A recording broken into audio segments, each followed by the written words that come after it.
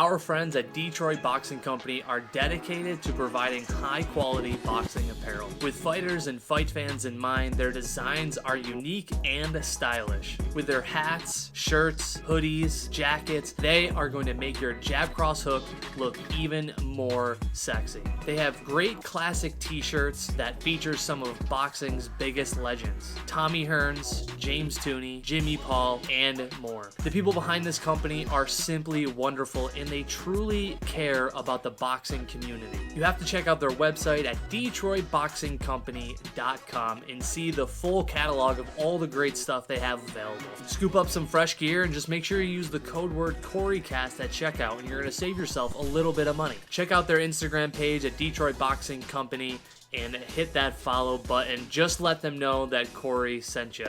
This podcast felt like one big fever dream. I had the opportunity to interview Helen Hanna Casey, the CEO of Howard Hanna. Her family built one of the largest family-owned, still privately held, real estate brokerages in the United States. I'm very thankful I had the opportunity to chat with Helen. She is a very busy woman, and she gave me an hour of her time to pick her brain, learn more about her business, and I learned that she is so much more than a CEO. She's a wife, a mom, a sister, a businesswoman, and man, she's just a great human being. I was so nervous leading up to this interview. I built up the fact that she was the CEO, and oh my God, what if I say this wrong? But the second I started talking to her, she put me at ease. So without further ado, here is my friend, Helen Hanna Casey.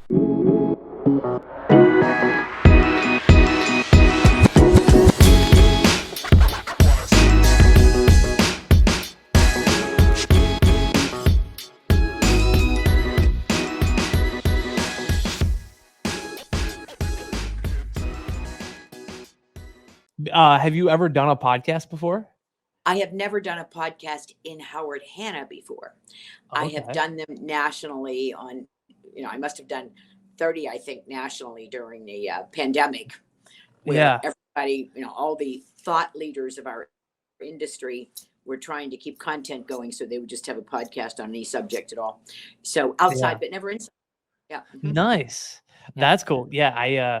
When we connected on LinkedIn, I was just like, well, I'll ask Helen, and the worst that she says is, no, I'm just so busy I can't make time. And that's the worst that would happen, right? And here you are. You said, yes, this is wonderful. And as I said, I often don't go into LinkedIn for like days and days and days. So you're lucky that I even responded to it, because it's like the last of my social media to go to. I think I don't go on Facebook because I get hacked so much. So I hardly ever go on Facebook. And now I have to get a special code every time I go in. It's crazy. So I don't do much Facebook anymore, but I do Instagram constantly, unfortunately, because it takes up my time. Is that your new one? I like Instagram. Yes. I go to Instagram because a lot of our agents post their new listings and post their sales and post information that I can share, which is really what my job is, So, and then I go on Twitter.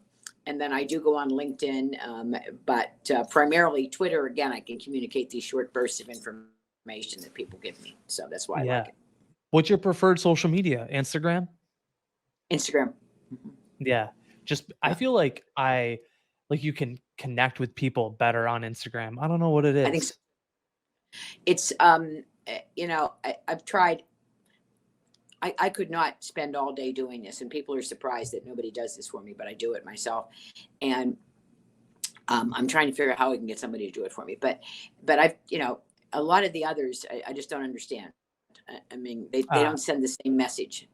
And TikTok, you can get so lost in TikTok because some of them, and YouTube, because some of the stuff's been up there for so long.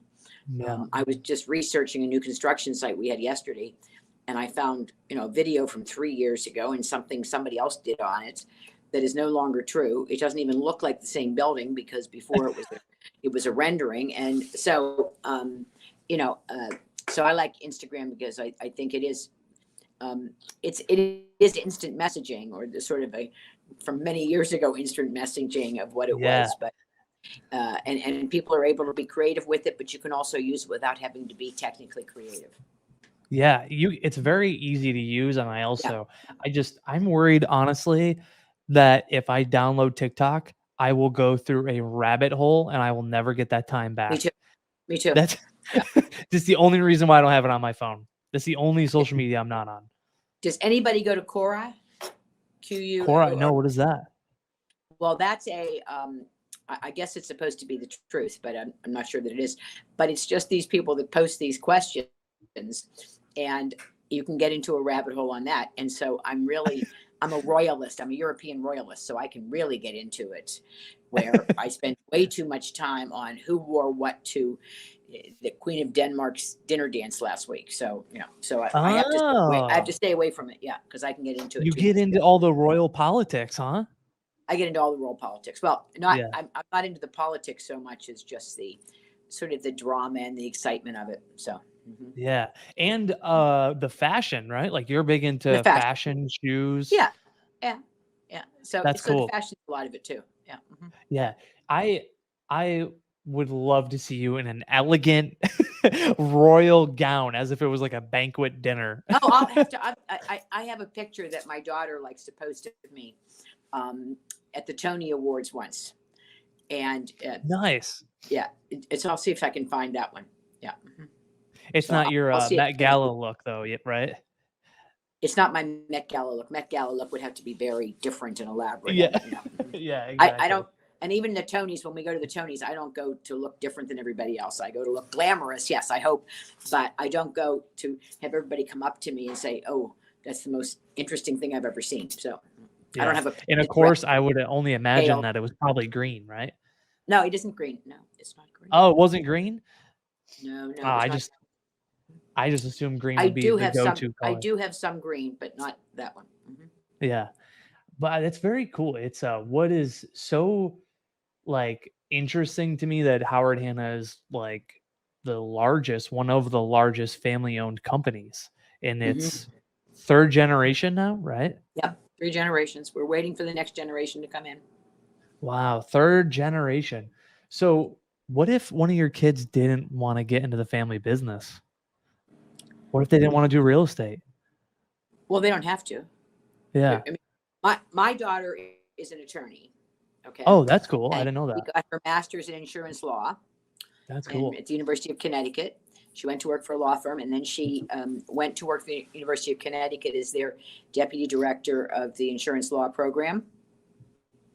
Wow.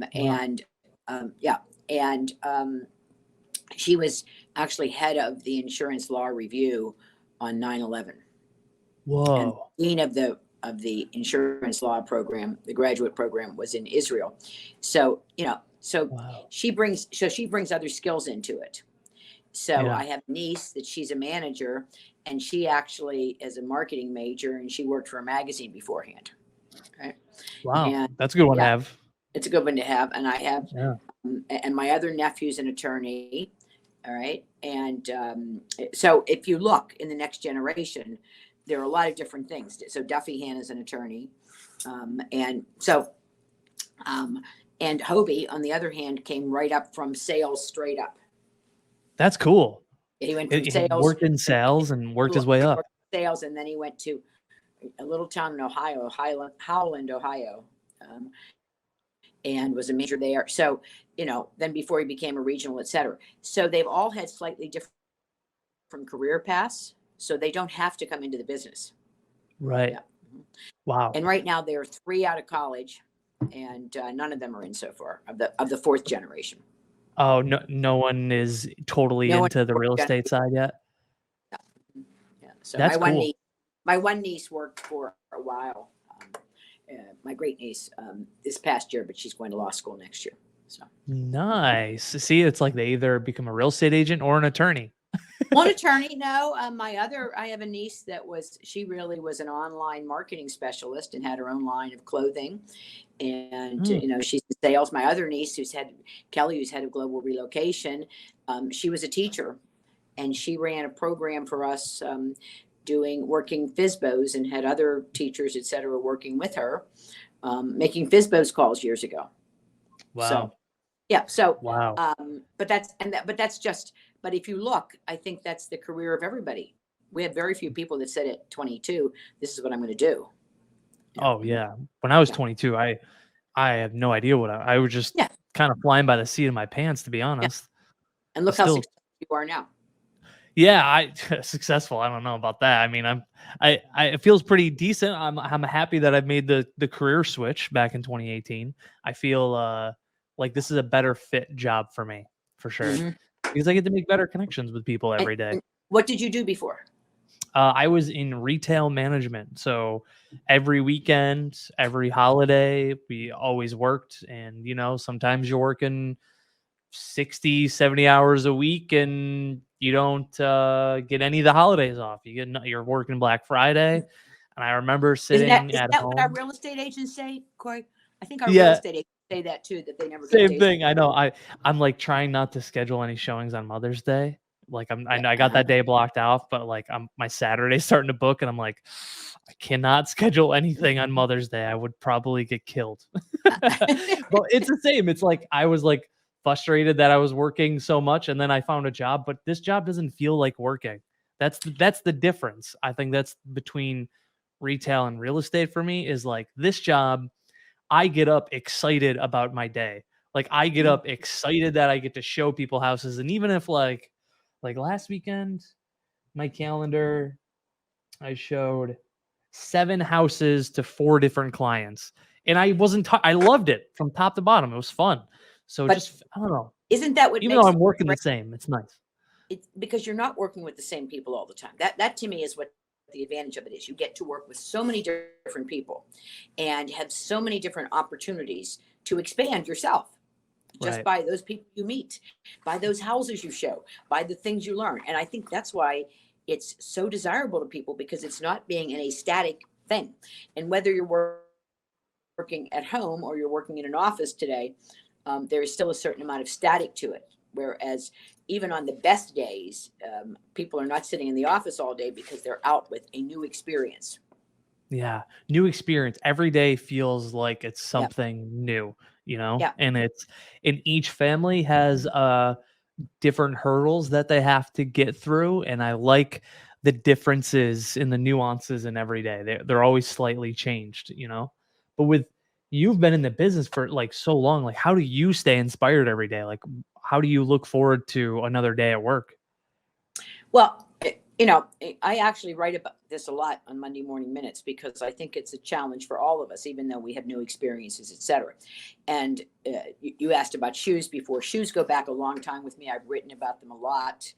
I've given 2 commencement addresses at college. I've talked about shoes both times and the shoes you choose. But I do think it is what you choose to do when you get out of bed. And I say the first thing you do is put your feet on the floor and choose your shoes for the day. And so I think each of us has to choose our shoes. We have to decide how we're going to live that day, whether it's a good day or a bad day, because we bring everything in with it.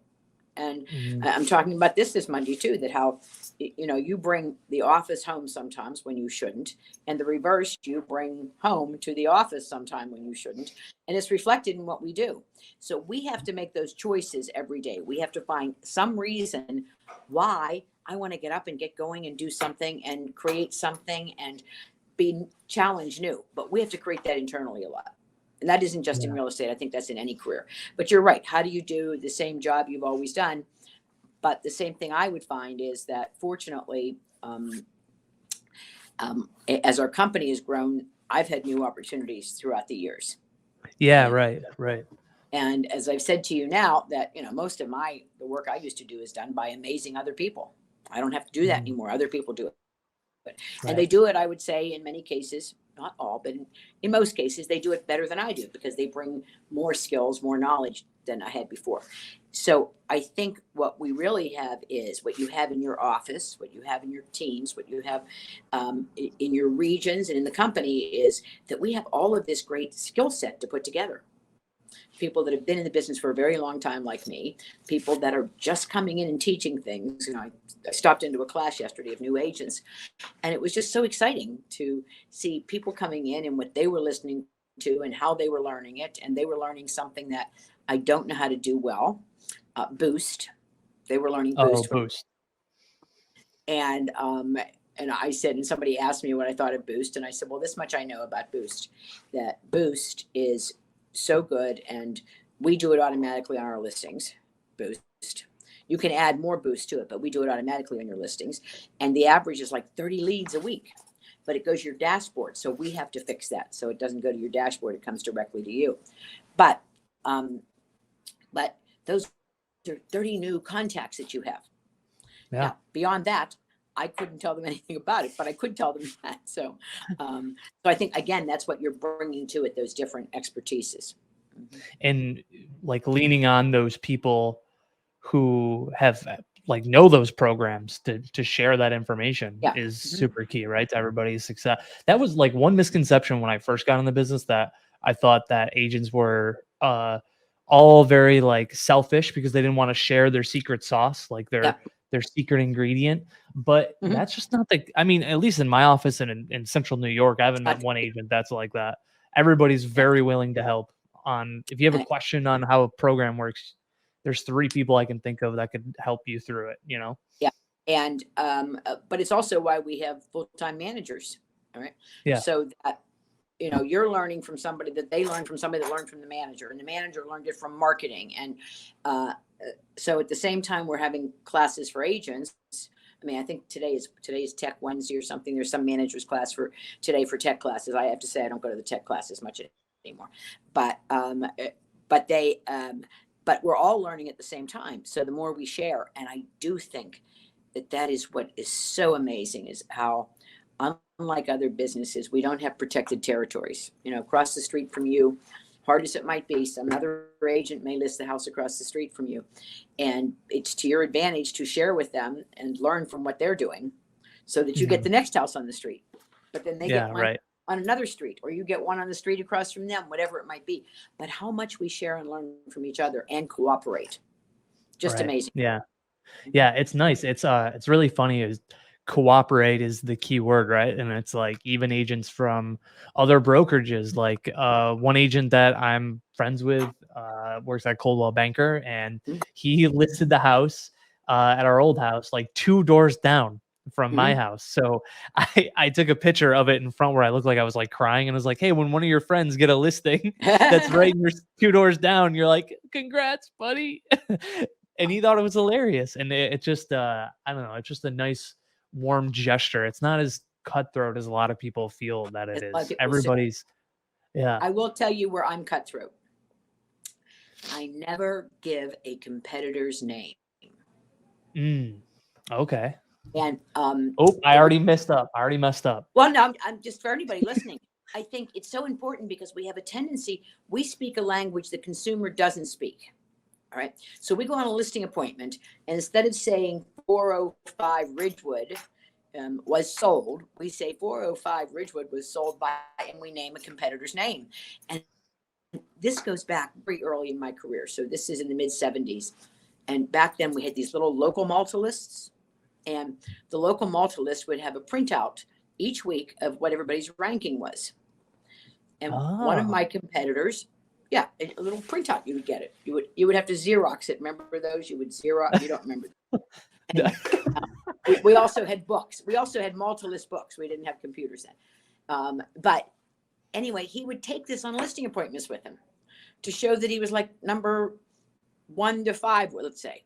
So the people would then call other people and want to talk to who was number 3 or number 2 or number 1 or number 5. It was the silliest thing.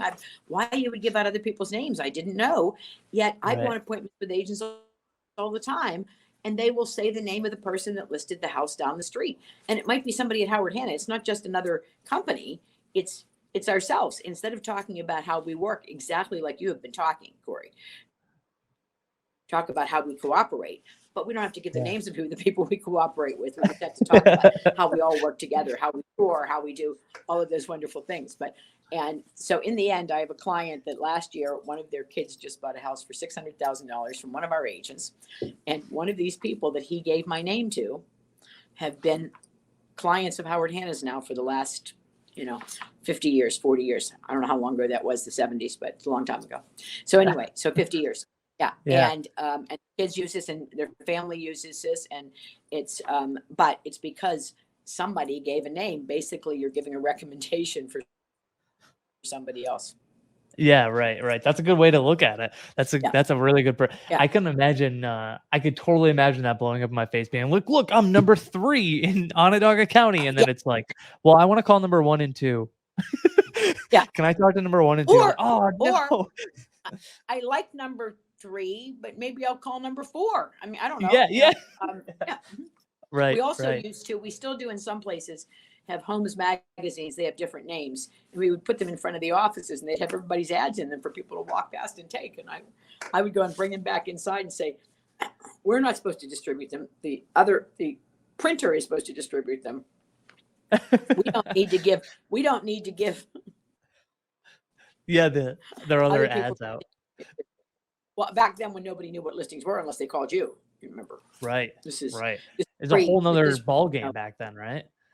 A whole different ball game. It was, but it goes back to, when my dad started, there were no model lists, and you didn't show each other's houses or sell each other's houses, which is why he started the company.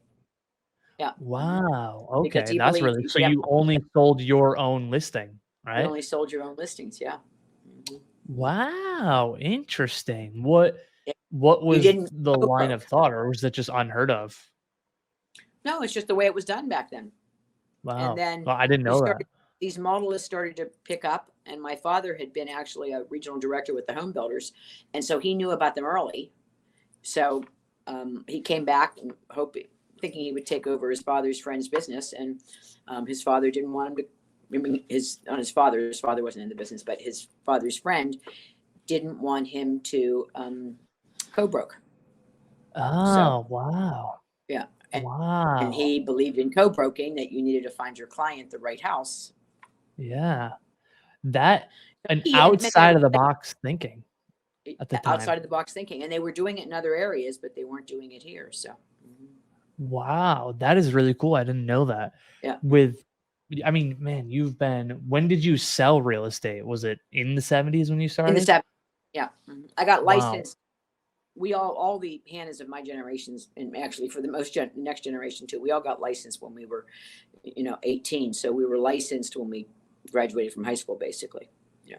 Were you And- selling when you were 18, like No. right off the gate? No, my brother did. My brother sold from the moment he did. No, I worked in Yeah. the office in the summers and stuff. No, I didn't. And I didn't think I was coming into the business. My sister went and got her master's in special education. I was getting my master's in history.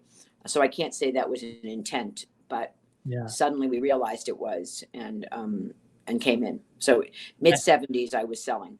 Mhm. Wow, that's cool. I couldn't imagine being 18 and having my license because, man, that'd be a tough sell. Especially, listen, the real reason I have a beard is because if I didn't have a beard, I would look like I'm 16. So no one would want to buy a house from a 16-year-old looking kid. If I'm 18 and I have a license, that's got to be a tough sell, huh? It is. That's got to be a tough thing. I think it's a tough sell, but I think it's probably a tough sell if you come in later too. I mean, I think Yeah. this is a business where those first couple of years you have to work hard no matter how old you are. But Yeah. I was just in Florida with an agent who came in with us at 18, a young woman, and she drove a little sports car, and she had all the markings to know. And the manager that hired her, she'd been turned down by 3 other offices, and she had interviewed with 4 companies, and she came with us.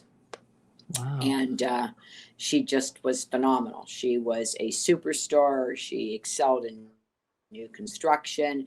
She became a manager. I mean, she just really, yeah. And they retired Really early. So felt- she's still young. She's only like 53 years old or something, and they retired, but to Florida. But she had an amazing career starting at 18. Wow. Yeah. Wow, that is cool. Yeah. It might be a tough go when you're 18, but man, that sets you up for success in the long haul, huh? It does, yeah. It does. Yeah. Wow. But again, if you're not going to work hard, then you're not Yeah. going to succeed. Yeah. Now with this probably is the answer to the next question is like, what is out of all the years that you've worked in real estate, what's one of the constants you've seen in our industry? Well, what we just discussed, that people Yeah. that come in and work hard at the beginning and learn the business succeed. It doesn't matter whether it's a modalist book. It doesn't matter whether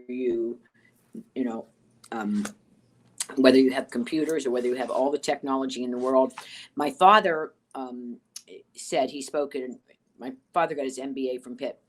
And the class is considered the first class. I think actually when he graduated, it was a master's in economic letters or something. And years later, he went back and talked to Pitt. And what he said was, and they've written this many times, that what he learned was that if you worked an hour and you got paid $1 an hour, for 8 hours, you would make $8. But if you worked 10 hours, the boss would notice it. You'd make $10 and he would raise you to $1.50 an hour. And so that's sort of the philosophy. If you work hard in the beginning, things come naturally. People just assume you're a genius, but you worked hard in the beginning to learn. Right. Right. And today we have agents that came in the last 2 years, 3 years that, they came in 20, 21 and 22, and they thought you just come in and you have to sell a house. Whereas Right. they didn't lose the basics. And so there are a lot of people back in classes right now and all trying to learn, because I do think learning those skills, and they are skills, there's a skill set to what we do. Mm-hmm. And nobody's automatic to succeed. We like to think they are, but they're not. And so when you develop those skills and you master them, you just keep getting better and better in this business. It's that simple. That's why you see people that are able to do it so long. Right.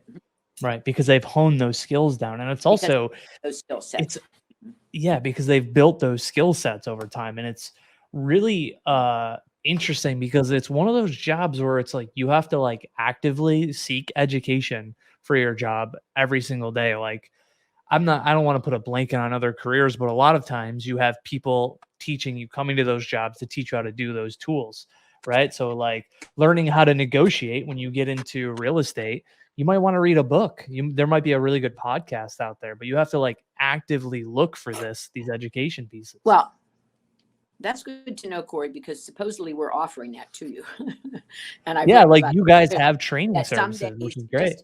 Just take a skill set that you need to work on and just go into Hanna U and just take some of the 2-minute sessions on it, take a half an hour session, just spend a week focusing on that. And when you talk about negotiating, that's my favorite thing. It's my favorite thing to teach.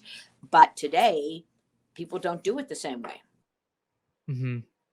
How is it different? Well, because you send an email with the contract in it, and it gets sent to the seller. Mm-hmm. So there's often not communications to negotiate with the seller. So only the listing agent rather is negotiating sometimes. Mm-hmm. So you're negotiating your side, but you're not negotiating together. I think that's different. Mm-hmm. I preferred it the old way, but that's I'm old fashioned. Old way was writing up an offer and presenting that offer directly to the seller. In many markets, some markets never presented to the seller, but it was more. I think it was faster almost.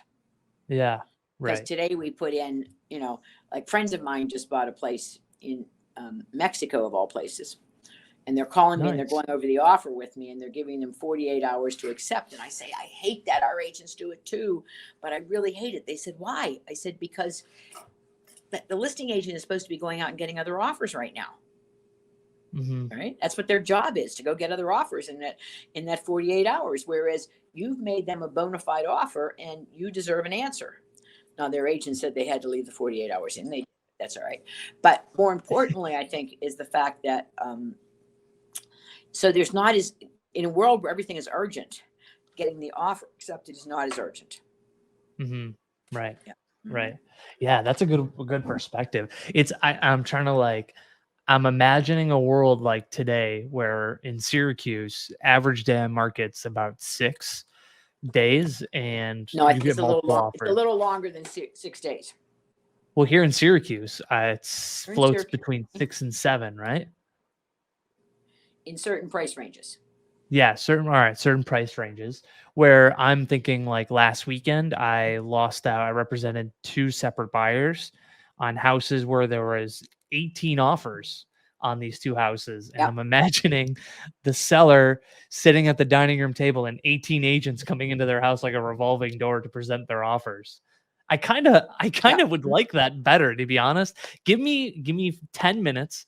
Just let me present my client's offer and I'll be out of your hair. And we'll make you a good offer. At least I can talk to them and get some FaceTime with them,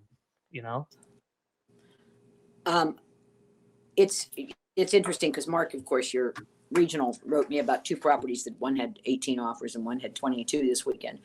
And we're Crazy, having isn't an amazing market, but we have others that are sitting. So it does depend on the price range in the house. Buyers are still overlooking those houses that need a little dressing up. All right. They don't want to do work. it? Yeah. And that's a change. And that's not just millennials, by the way. That's everybody. Don't you think? Everybody Yeah, likes to blame for sure. everything Yeah. on When I'm working with but people, it's not. yeah, it's Baby boomers buying definitely things if they it, want done. There's nothing for them to buy because they can't find anything that's all done for them and exactly what they want. Right. yep.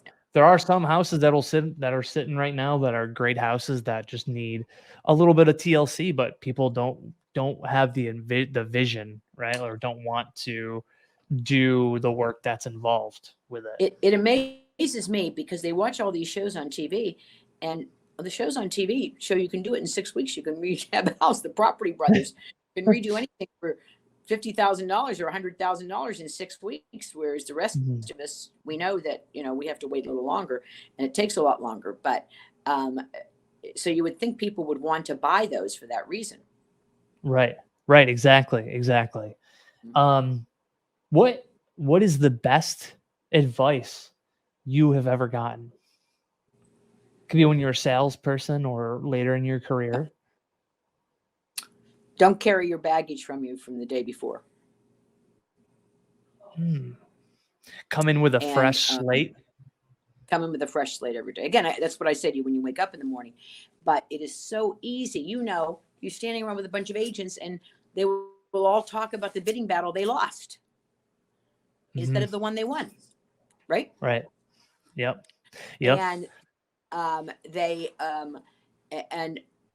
think that's a problem that we carry with us. All right. Even some of our most successful people carry what didn't happen as opposed to what did happen. Right. And so the days that I'm able to get rid of that baggage, the better I am. And it's kind of like a practice, right? It's nothing that's like something you can do overnight. It's like bicep curls when you go to the gym. You got to do more of it. You got to rep out that mentality, every day when you wake up. Was that something that you practice like religiously every day to help you get better at that?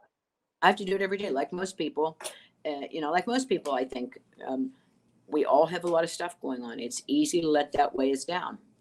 And so if I think about what I didn't do or what I could have done or what somebody else did beyond 8:30 in the morning, it's going to be with me at 2:00 in the afternoon. Yeah. And it's going to weigh my day down. Yeah.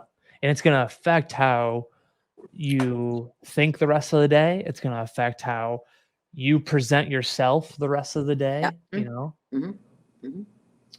It's, go ahead. I think it's going to do that. It's going to think, but it's going to think how people see you also. Yeah.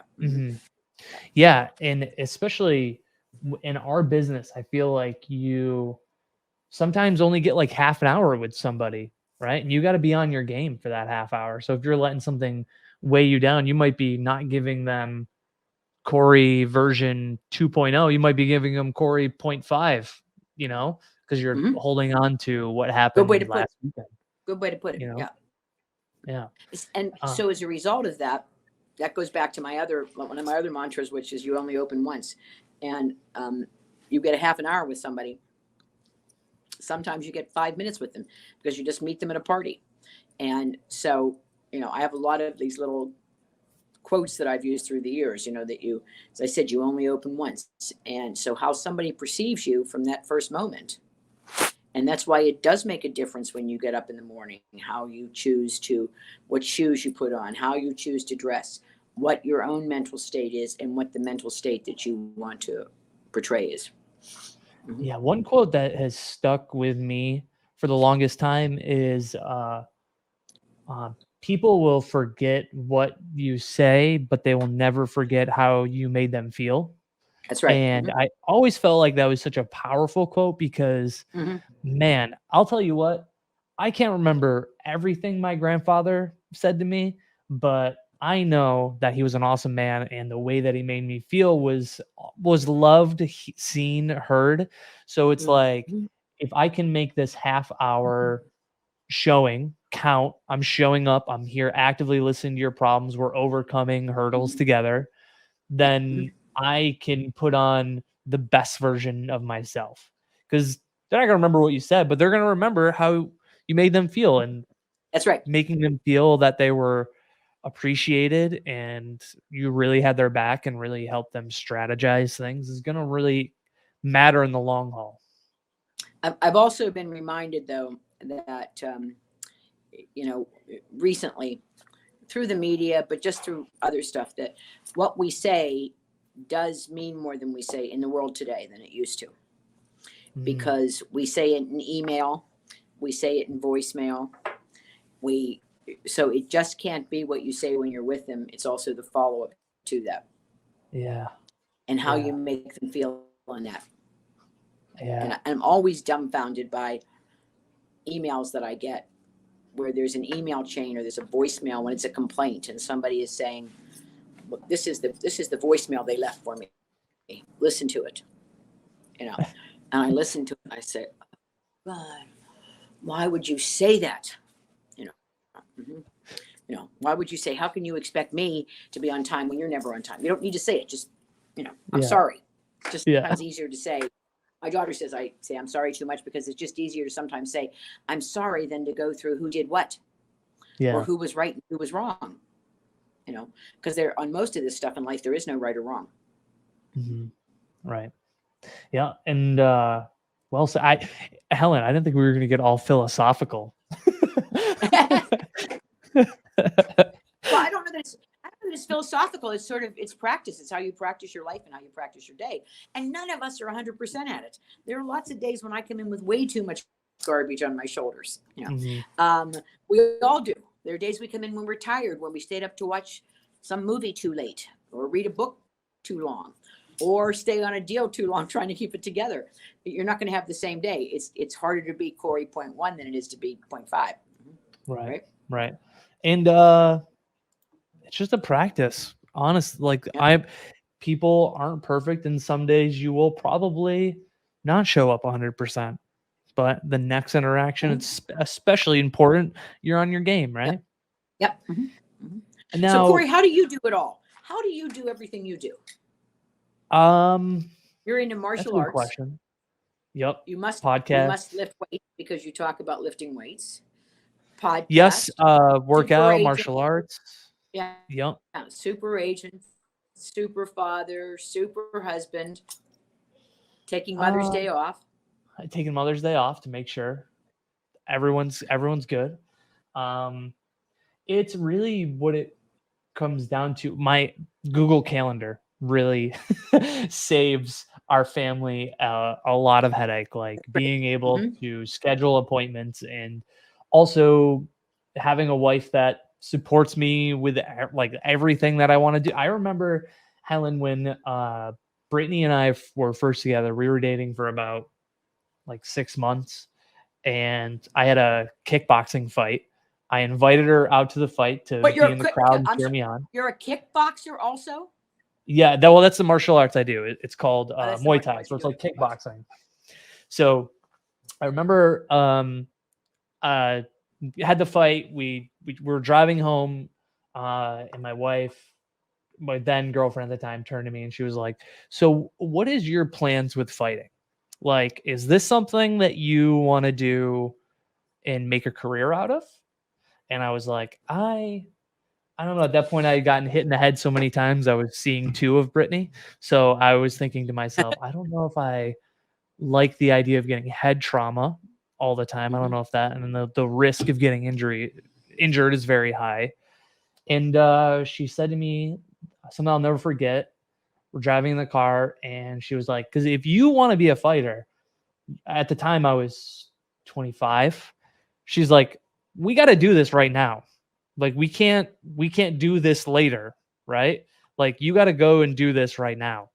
And it was the first time someone forced me to think about my future in that perspective. And she has always been like that since day one for me.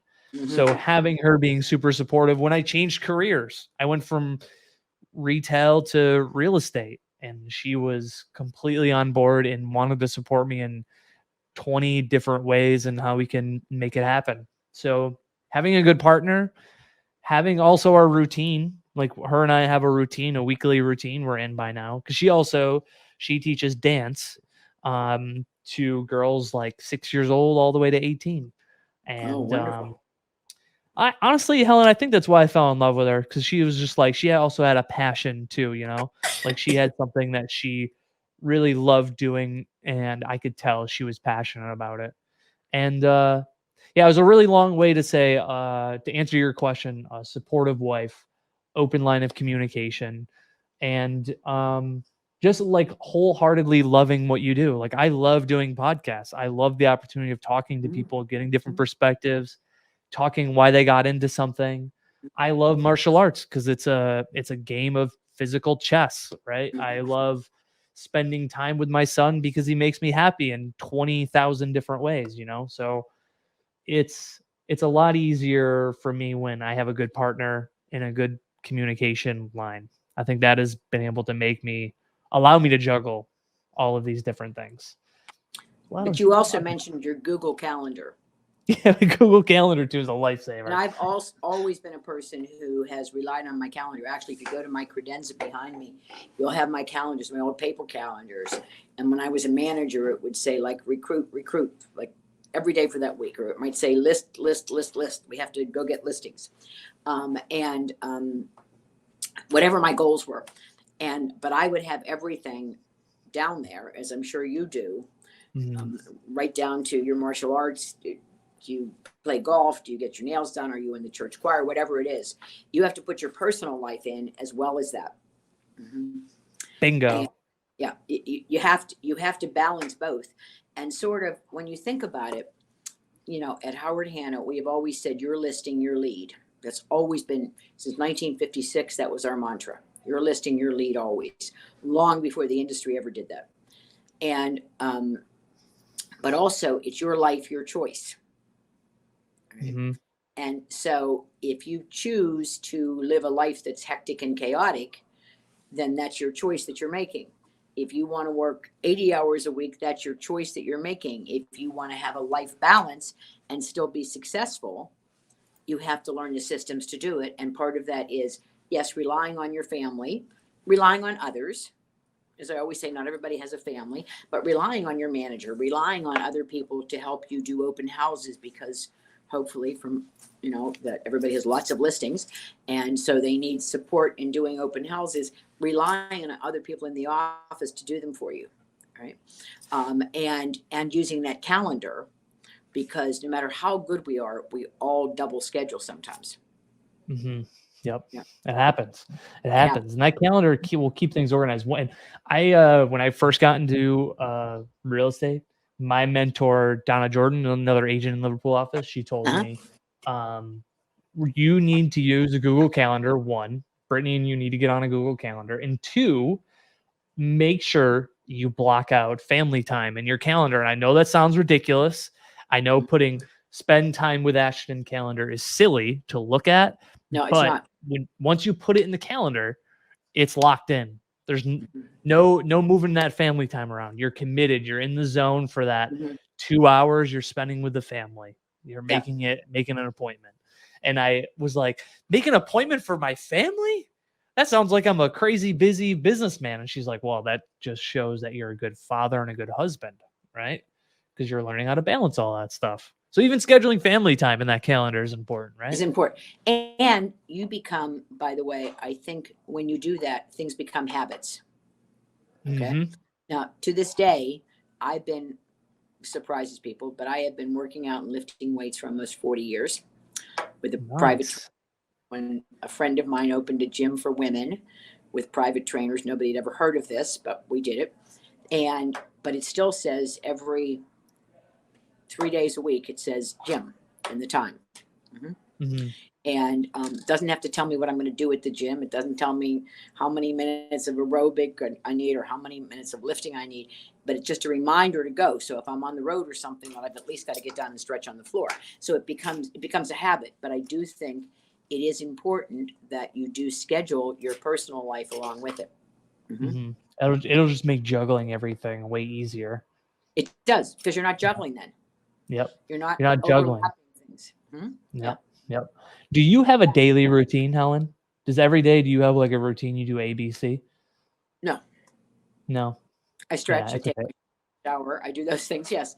But my days are pretty, I think like yours, my days are pretty flexible. You know, like today and tomorrow and Friday, I have 7 o'clock meetings in the morning, board meetings. And I have events with my husband at 5 o'clock tomorrow and 6 o'clock tonight. And we had one last night with me. So, you know, in between is how those hours get filled up. You're right there. How do you do that? But most things are on my calendar. But my daughter just emailed to say my grandson's choral performance is tomorrow night. And can we come? But she forgot to tell us. So, you know, so now how do you balance that and juggle that in? Because no matter how much you do your calendar and how much you plan, you all get last minute things. Somebody has to see a house now. Okay. Your little boy falls, you've got to run home whether he is or not. That's the wonderful thing about our business isn't it, that you can be there when he falls, or you can be there, the good stuff, the pediatrician's appointment, t-ball, whatever it might be. Whereas other fields you can't. It's not under your control. You're listing, right? Your lead, your time, you make your career what you want it to be. And so I think those are the great things about it. But so we still have to learn to balance. And so in any given day, you know, I mean, when you and I last week talked, I gave you the days that I had, you know, I was free, that I could do it. And, you know, we made it work. And we were both flexible enough that when you were free early, I'm sitting here doing a bunch of desk work for an hour this morning, so I could do it early too. So yeah, that's the best thing, honestly. The flexibility and schedule for me is just wonderful, because like you said, like I get to bring Ashton to school and pick him up every single time to school. And I love that, because even though when he's got a habit of when he gets out of the classroom, he doesn't run towards me in excitement. He runs away from me in excitement. He's just like bonkers off the wall because he's been told he's got to sit for 3 hours, you know? So, but I love being the one to do that. I get to be a part of his school. His school is really important to him. And then I get to do the doctor's appointments and do all these other cool stuff because the flexibility. But at the same time, we have to realize that our clients don't necessarily have that same flexibility. Right. And especially and it's like in this market, like something will hit the market Wednesday and then they're like, offers are due Sunday night. And I'm like, all right, let's go today. Let's do it. We're open. Let's scramble. But again, that's why your calendar is so important. As I say to agents, if you do an open house and you don't take your calendar with you and you don't open it up and you don't say, I can make an appointment with you right now, right? You're crazy. Because I mean, it's right there. Your calendar's on your phone. You use Spatio and you make appointments when you're right there. It's to me, it's just incredible that you can do that. But you can set it up based on your schedule. You don't have to say I have to run, but sometimes you do have to run just because of what the market is. Right. Exactly. Yep. But other times, if you know your calendar and it's set right, you can look at it right there and say, here, we'll meet here. And and so to me, that's great. But you know. People that just run like a chicken with their head cut off is not the answer. You know, you have to find that balance again, and that calendar is what gives you that balance, because the reverse of that is there are agents who are always saying, I want to be busy or I want something to do. Then on that calendar should go, I'm going to make calls for 2 hours every Tuesday for the next 3 weeks. I'm going to do a podcast every Wednesday. I'm going to, whatever it is. Okay. I'm going to do my social media for an hour every morning. I'm going to go to the marketing, Howard Hanna marketing, and look and see what I need to add to my program. If I don't schedule that time in, I won't do that either. So it can't just be my personal life and my showings and my listing appointments. It also has to be what I need to put into my business life. Right. And you have the added bonus where you actually get to work with your family and see your family too, you know? So you get that can be an advantage some of the time. For sure. Some of the time. What's it like running like a family business? That's got to be kind of cool, right? Well, the thing is, what I will say this is we don't run it in the sense, nobody makes a decision and says that's how we have to live. We don't Yeah. okay, we're salespeople. We have to convince each other of doing things. Right. Mm. And so, and through the years and we're all in charge of different things also, which is pretty amazing. It's not like one person that says this is the way it's going to be. And so it's great working with a family that way. Are there tensions? Absolutely. Are there times we don't agree with each other? Are there times when people are talking behind their backs and they shouldn't be, or they're talking in front of their backs and they better not be? Of course, we're like anybody else. But we somehow have had to manage people nationally, not just in our business, but in many businesses look at this and they say, we can't believe that, you don't, but you still go out to dinner together. You still have family dinners together. And we do. Mm-hmm. So and I think that's very surprising to people of how much personal time we choose to spend together. We choose to spend together. Oh, we choose to spend together. So Hottie and I were in meetings last week in Florida, in Sarasota for 3 days, and then we went down to Naples for the weekend, and then had 3 days of meetings in Naples. And we were staying in our own places, not at hotels. And we've gone there. Our parents started going there 40 some years ago. And then, but the last night we were there, my husband had gone home a day early, and we were all leaving the next day, Hottie and his wife and I, and he calls me that afternoon, well, let's have dinner tonight. I mean, we didn't have to have dinner our last night in Florida, but we did. We just sort of wrapped up. We weren't together at the meetings, Yeah. We would sort of connect each morning or each afternoon to just talk about what we'd heard or what we wanted to follow up on. But we weren't sitting together at the meetings. We weren't clinging to each other at the meetings, but we were. But we chose to have dinner together. Yeah. Yeah. That's really cool. That's gonna be a lot of fun. So we choose to celebrate birthdays. We choose to celebrate a lot of stuff together. Yeah.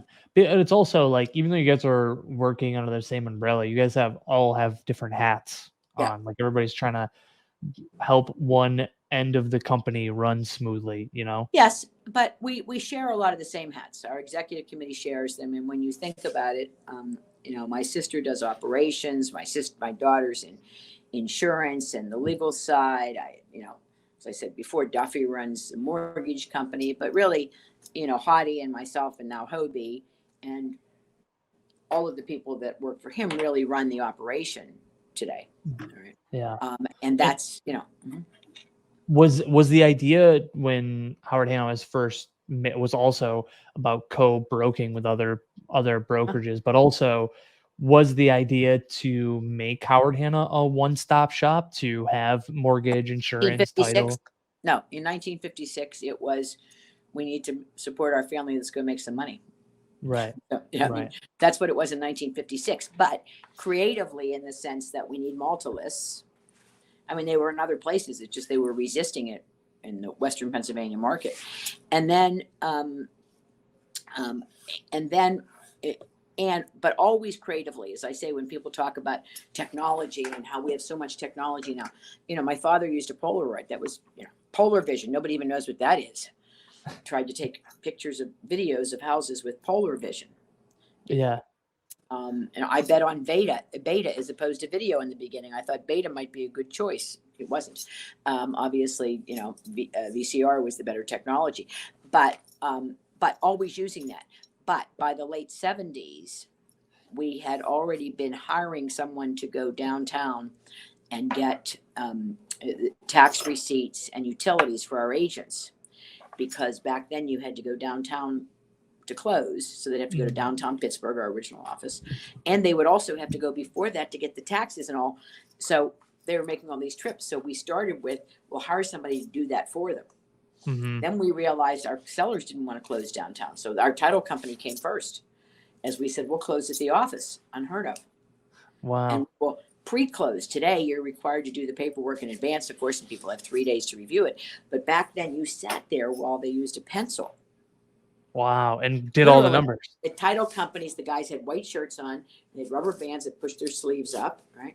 And they would write in pencil, and then they would take it out and have a young woman type it, and then bring it back. It was all done there. And we said, well, we'll do it beforehand, okay, for you to approve when you get there. and we'll do it at the office. And so it changed how we did closings. It changed the amount of time our agents had to put into closings. Wow. It really revolutionized the world. And as I said, when we went to the pandemic, all over the place, we're having other title companies asked to close in our facilities, because some places we have round tables, some places we didn't. We had outside tents up so people could drive through and sign. But What a time. What a time. But it's how you adapt to anything, Yep. always. Yeah. Yep. So anyway, from that then came the mortgage company when the rates went to 16, 17%. And my dad and a guy named Mark Steele and my brother went to a savings loan, and my parents said, we'll give you this much money. I think they put up their house probably, because we know we can sell loans and guarantee them for 13%. Wow, that's crazy. See, people are worried about interest rates right now. Yeah. And you said 17 to my heart, like, boom, boom. Well, skipped a but beat. it's what you did to buy a house. And we learned different ways to sell real estate. We learned how to do land contracts. We learned to do assumable mortgage. We learned to do they weren't assumable, but we made them assumable. We learned to do a lot of stuff. Yeah. And that's the same we did through the pandemic. We did when people talk about the revolution of technology, when we had dumb terminals, they were terrible, but we learned to use them. Now they're so smart. I mean, I can't type fast enough for my phone. So, Yeah, it already gives you suggestions. It already gives you suggestions. Swipe. It's harder to swipe than it is to type the word. But my point is that it's not what we do, it's how we adapt to what's happening. So yes, we have to do things. We have to be creative, but we also have to adapt to what's happening out there. Yeah. Mm-hmm. And that's what makes it successful. So if we don't adapt to, as I say, agents are not going to come and sit around the office all day. They're not sitting in any office anywhere. So we have to learn to adapt our management team, how to help people grow, even though they might not be sitting in the same space with you. Right. Mm-hmm. And that actually goes hand in hand with the next question is like, what do you think makes a great real estate agent? Is just the ability to kind of be like water and go with the flow and just adapt to change? I think you have to adapt to change. I think you have to commit to what you're doing. I think we always have to look at what successful real estate agents have to look at how they started and built their career and not give up what they did. It's something I talk about when I go to office meetings, is, write down the things you did in the beginning that made you successful. Mm-hmm. Right? Do you still do those? Right.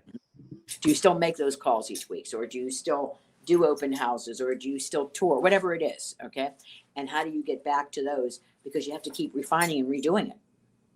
Because if you're not, you just can't expect that your business is always going to come back to you because they loved me. Because, like it or not, we know the National Association tells us that, most people don't go back to their agent. Yeah. Isn't that crazy? Isn't that crazy? And we all think everybody goes back to their agent, but what we find is that they will accept a recommendation of a family or friend over their past experience. Yep.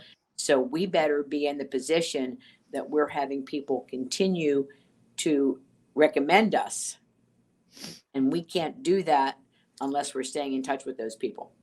Because they're only moving every 7 or 8 years. They're not moving every 2 months. And we need recommendations every 2 months, every 6 weeks, every week. Mm-hmm. Mm-hmm. Yeah. And that's how you really build a good business, is like making sure that you're their number one when they're ready to sell, or create that relationship. So they go, oh yeah, Helen was great. This is who we use as a real estate agent. That's exactly. It has to be that, because if it isn't, and you're just waiting for them to remember you 7 years later, 8 years later, 15 years later. And I know everybody has a story about the people that have come back to them, but we don't have a story about the people that didn't come back to them. Wow. Mind blown right there. Yeah. And the people that didn't come back to you, right? Wow. Now, with Howard Hanna and how large it's grown, you've acquired some different brokerages. What is the strategy involved when you guys are looking at these brokerages to expand the Howard Hanna reach? Culture. Yeah. Always culture first. Culture and map. Obviously, we're not going to Hawaii tomorrow. Okay. Or California. Damn it. I will fly my family out to Hawaii. You will. Everybody wants to go to but or at least everybody over the age of 60 wants to go to Florida. Yeah. But no, but I do think it's culture. I mean, we have been we are a well-known group, not just us, but the people that are with us within our industry. And so they get somebody yesterday from an NAR meeting was talking to somebody. I don't even know this company, but they know it's a small company, knows our vice president who's at the conference well, and they would like to meet. If the culture doesn't work, it doesn't matter about the price. It doesn't matter about the market. The culture has to merge. Mm-hmm. Yeah. And what signifies to you a good culture? Like, what are you looking for when you say good culture? Do they have written core values? Do they have written mission statements? Do they have job descriptions? Mm-hmm. How are they perceived in the community? Their brand, but they themselves. As you know, Howard Hanna everywhere is very engaged in our communities. It's very important to us. And as a result of that, we want to see the companies that join us to have that kind of engagement too. Right. So it's more about like, we're looking for a brokerage that actively supports their community and also has some kind of written structure, because that's like business 101. You need to have job descriptions, right?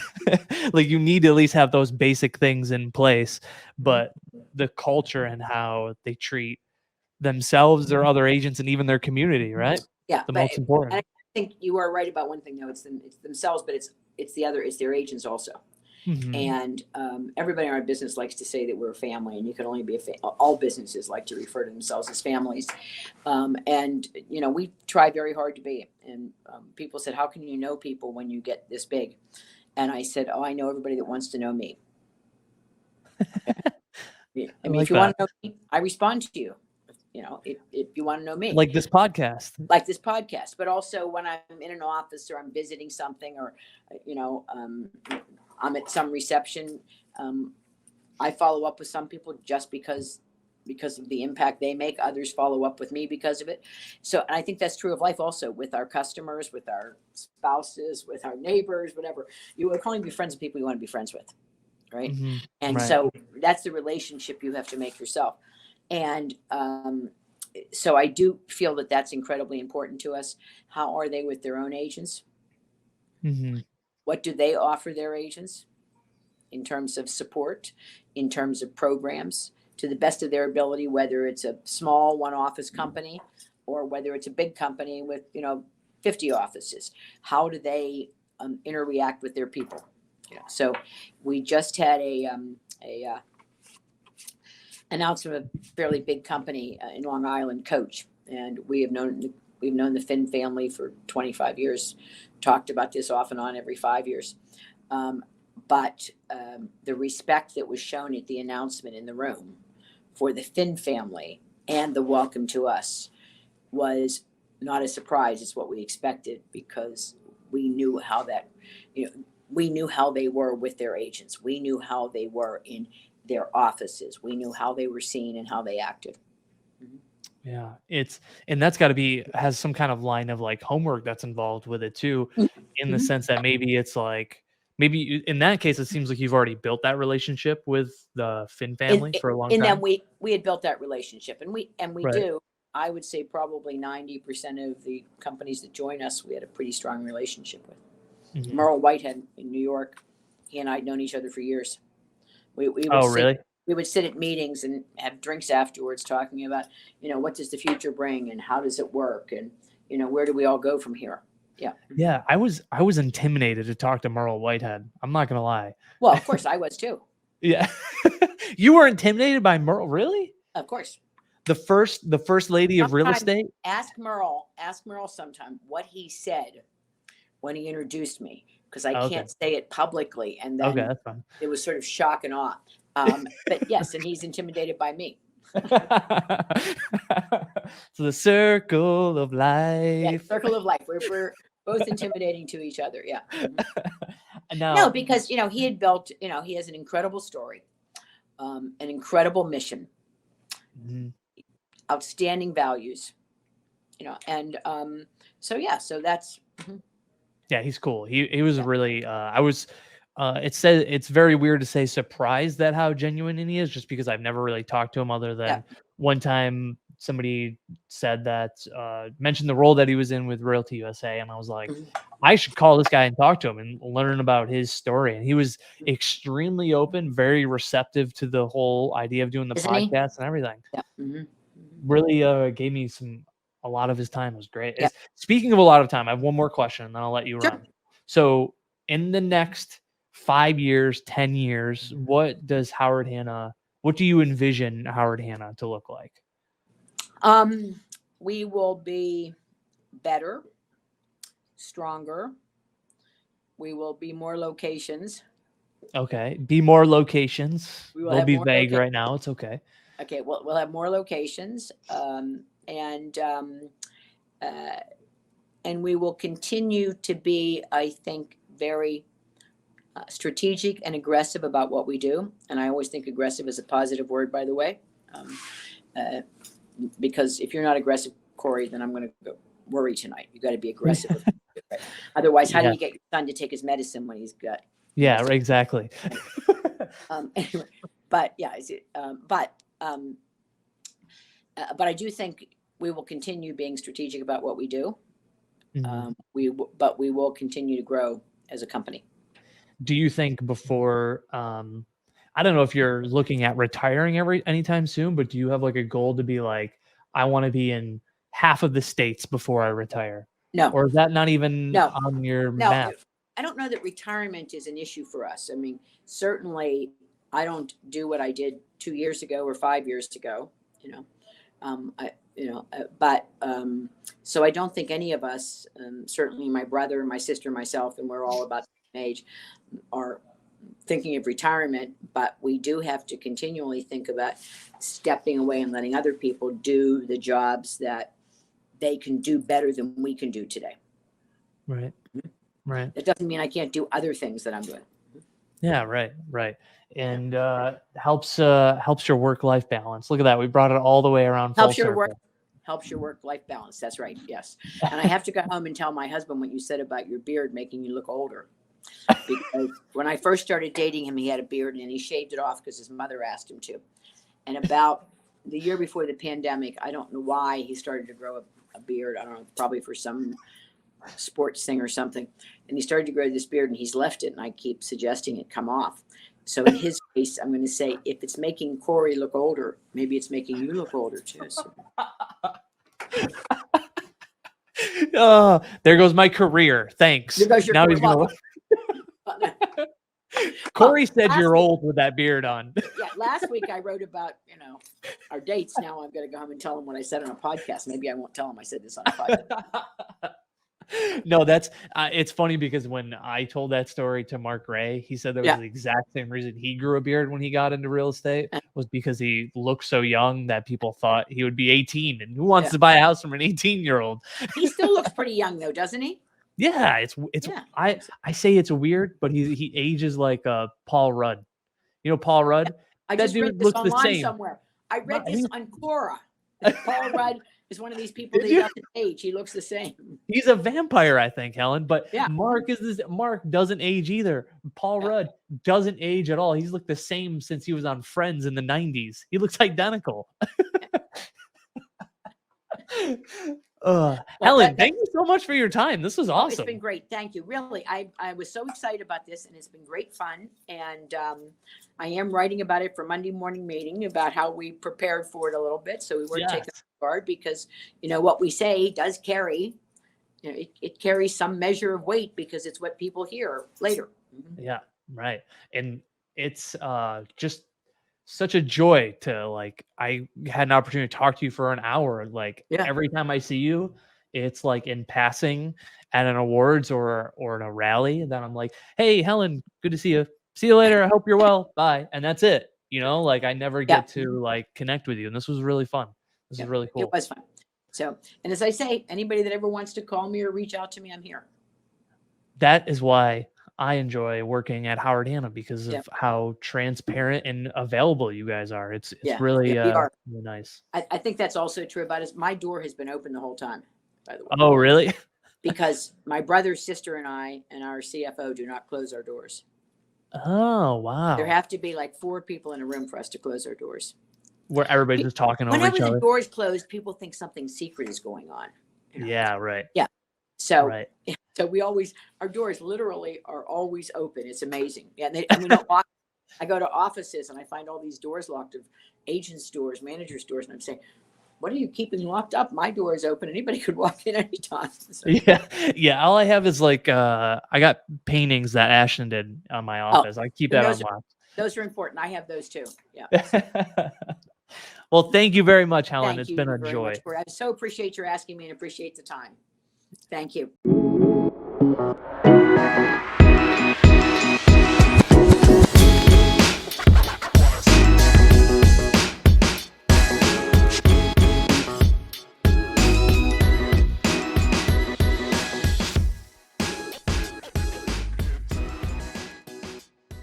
Thank you so much for watching this episode of the Cory Cast. I really appreciate the time that you spent listening, and even listening to the full episode to get you to this point. I just want to say I'm just so appreciative and so thankful that I have so much love and support for these episodes. If you want to be a guest on this podcast, reach out to me. I'm always looking for new people. Let's talk about what you're passionate about. Let's talk about your hobbies. Let's give you a positive platform to talk about the things that matter to you. Do me a favor, make sure you hit subscribe, like, follow, leave a review of the podcast. All those little things will help this podcast grow, because without you guys, there is no podcast, and I am just so grateful that you're taking the time to listen to it today. Thank you so much.